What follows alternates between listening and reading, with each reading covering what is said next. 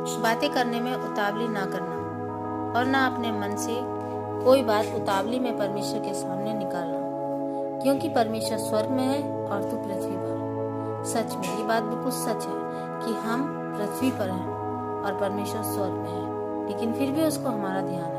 और हम लोग क्या करते हैं? हम लोग बातें करने में उतावली करते हैं और परमेश्वर के सम्मुख जाकर उस बात को हम पूरा नहीं करते हैं। अगर हम कोई बात बोलते हैं तो हमें उसे जल्द से जल्द पूरा करना चाहिए।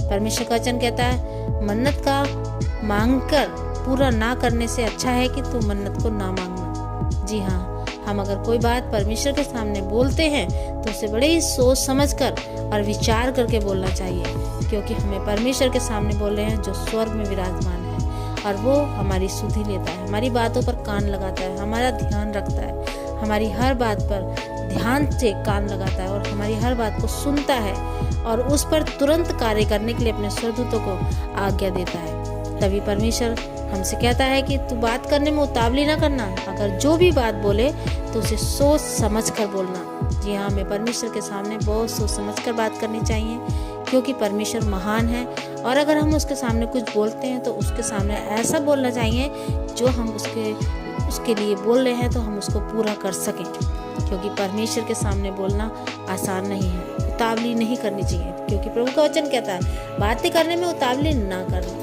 और ना अपने मन में कोई बात उतावली में परमेश्वर के सामने निकालना। हमें अपने मन से ही नहीं निकालनी चाहिए कोई बात, क्योंकि अगर हम ऐसा करेंगे तो शायद हम परमेश्वर के क्रोध को न्योता देंगे, शायद हम अपने घर में गरीबी को न्योता देंगे, शायद हम अपने घर में परमेश्वर के आशीष ना आने का न्योता देंगे, शायद हम अपने घर में बरकत का ना आने का मौका देंगे।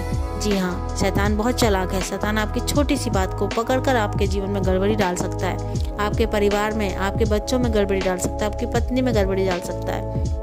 शैतान की योजनाएं बहुत ज़्यादा बारीकी से वो पूरा करता है और हमें उसकी योजनाओं को समझकर परमेश्वर के सामने अपने मन को बड़ा स्थिर करके अपने मन से कोई बात निकालनी चाहिए। जी हाँ, मैं यही कहूँगी कि कभी भी कोई बात परमेश्वर के सामने बोलिए या वेदी के सामने आप प्रार्थना कर रहे हैं और बोले तो बहुत ही ध्यानपूर्वक कि हम इस बात को पूरा कर सकते हैं, ये सोचकर बोलना है। कभी भी ये नहीं सोचना है कि हम बोल दें और उसके बाद में उतावली में नहीं, कुछ भी ये नहीं कि हम ये बोल दें या बोल दें, नहीं, ऐसा नहीं। हमें बोलना है बहुत सोच समझकर, ताकि हम उस बात को पूरा कर सकें। आपकी हाँ की हाँ और ना की ना होनी चाहिए। इसी से परमेश्वर आपको आशीष देगा। यदि आप स्थिर हो गए, आपकी बात स्थिर हो गई, तो आपकी आशीष भी आपके जीवन में जो आने वाली है वो स्थिर हो जाएगी। आपके घर में बरकत जो है वो स्थिर हो जाएगी। जी हाँ, तभी आप आशीषित होंगे और आपका जीवन, आपके बच्चे, आपकी पत्नी, आपका कारोबार, आपका परिवार सब आशीषित हो जाएगा। तो इसलिए अपने आप को बड़ा स्थिरता से परमेश्वर के सामने लेके जाइए और उतावले में कभी भी अपने मुंह से कुछ न निकालें। Thank you. जय मसीह।